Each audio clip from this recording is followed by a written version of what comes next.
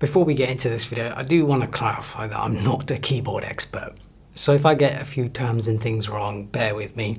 But I'm learning just like everyone else. None of the keyboards here are sponsored. None of the keyboard makers know what I'm going to say. They don't know I'm making this video. They don't know anything about this. So I can say what I like. But if you do want to support the channel, make sure to check out my digital product store, platsupply.com, where I have wallpapers and presets. And if you're interested in desk mats like this, check out ulxstore.com. So I recently got this keyboard, the LoFree Flow 2. And what struck out to me before I even got it was the design of it, right? It's an CNC aluminium keyboard that just looks incredible. Like it looks like something that Apple would make. Before we get into the keyboard properly though, let's look at what we get in the box. So it comes in a sort of minimalist sort of style box, nothing crazy, nothing fancy.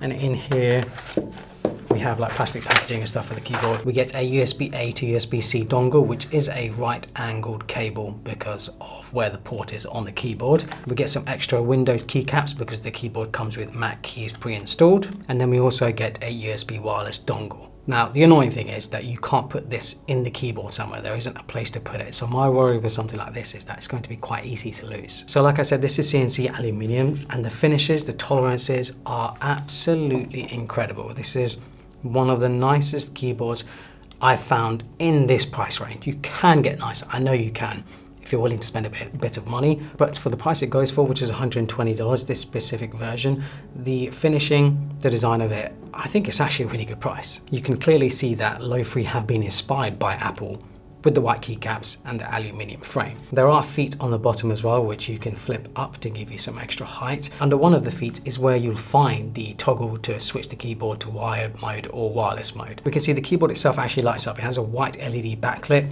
and we can see that it's trying to pair, so it has a blue LED for the caps key, which is nice. I think this very minimalist style of LED looks really good, and it's bright, like it is very, very bright. You can change the keys if you would like. You can choose a different set of keys, and you can change the switches as well if you prefer a different switch. They do also offer a space gray colorway where the aluminium is a bit darker and the keys are black, or sort of dark gray black rather than white.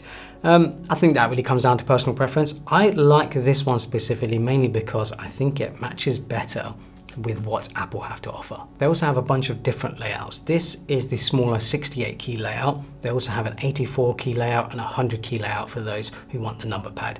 The 84 key layout is probably my favorite because I like having the function row of keys. Battery life is 80 hours with the backlight on, or 120 hours with the backlight off. What's pretty unique about this keyboard is that the right hand side extends out a bit, and this actually has the USB-C port, have the USB-C port here, and it also has a touchable, swipeable sort of pad, which you can use to adjust the volume or the brightness of your display on something like a Mac. Now, the only issue with this is that if you're someone who's right-handed and you're using a mouse, you now have a chunk of your desk, your chunk of your space just taken up by this.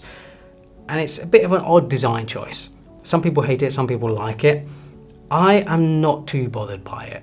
I don't see a huge issue with it, but I can see why others would, because they want to maximize their mouse area, their trackpad area, or whatever it might be. I actually think it gives it quite a unique design, quite a unique aesthetic. The only thing I would probably change is the swipeable pad. So you can thankfully disable this.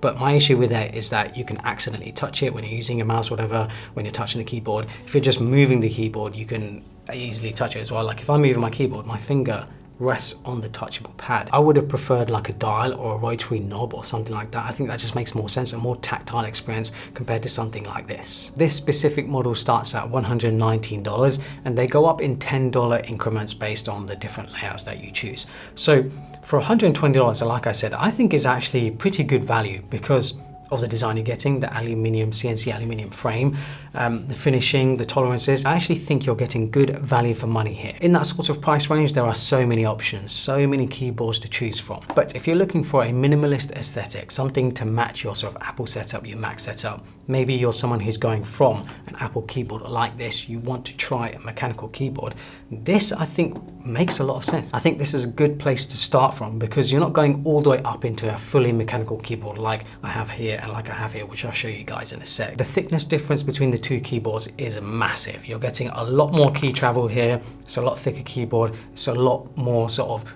well built, heavier compared to the Magic Keyboard, which is just absurdly thin. I forget how thin this thing is. But one major benefit of the Magic Keyboard is the Touch ID button. You're not going to find that on another keyboard. So something like that, for a lot of people, I can completely see why it can be, the sole reason you go for a Magic Keyboard, so that you can quickly lock your Mac. It just makes the process a lot simpler, a lot easier. I'm so used to using this keyboard that I actually find mechanical keyboards to be too much key travel. I've been using the Magic Keyboard for over 10 years now that I've just become accustomed to it. Like, it's become my default option when I'm typing at my Mac setup. But let's compare it to some other keyboards. So I have this very heavy Wooting ATHE, and this is specifically designed for gaming. It has a bunch of features and functionality that are targeted at gamers. You can see the difference between the two keyboards. This is obviously much bigger, it has the function rotor keys, it has a bit of a different layout, but the width of the keyboards are actually quite similar. The key travel on this as well is so much more. This is a much more of a traditional mechanical keyboard. I use this keyboard nearly every single day, primarily because it's actually part of my gaming setup. I use it with my PC. This is the main keyboard I use with my PC, and yeah, I use it every single day. It's a good keyboard, especially for gaming and stuff, but when it comes to typing, I actually still prefer the Magic Keyboard. It's not good.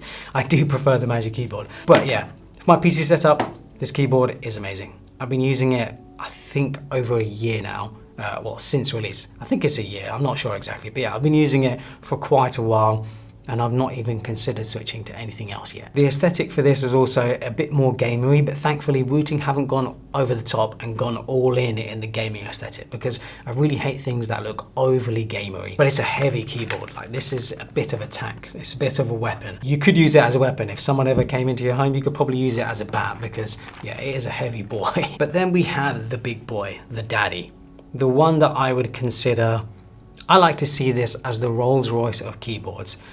One, because of the price, and two, because of the materials and the way this thing is built. We can see it's very different from the LoFree Flow 2. This keyboard is from Mode Designs, Mode Keyboards. This is what I see as the luxury option when you're looking for a keyboard that has the sort of materials and build quality of something that's just on another level, really. So on the Mode website, you can very much customize how you want your keyboard to arrive. So you can choose the materials, the color of the materials, you can choose the weight, you can choose the accent color, you can choose the keys, the switches. There's so much you can do.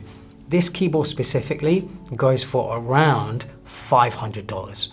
So nearly 5 times the price of the LoFree Flow 2. But the type of people who are looking at a keyboard like this are not interested in the LoFree Flow 2. They're looking for something a few steps above, a few steps beyond a keyboard like this. You get the full key travel. It sounds amazing. And this one is also built like a tank. It's not as heavy as the Wooting, but you can make it heavier because you can add weights and stuff in it. You can see here, I actually need to wipe it down, but it even has like a nice mirror finish on the bottom. You can choose the color of the feet and stuff. Aluminum frame, and like I said, you can change the color of this. You can have whatever color you like. You can have a different accent color and stuff.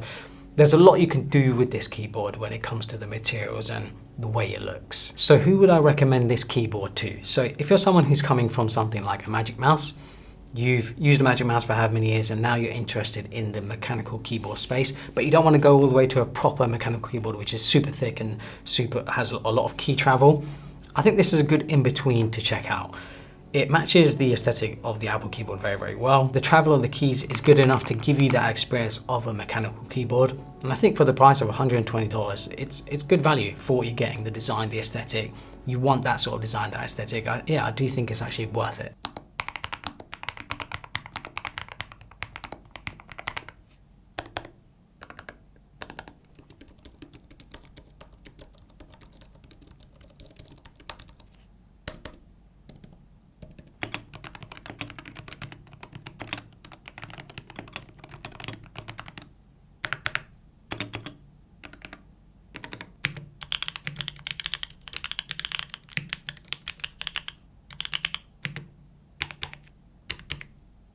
Let me know what you guys think.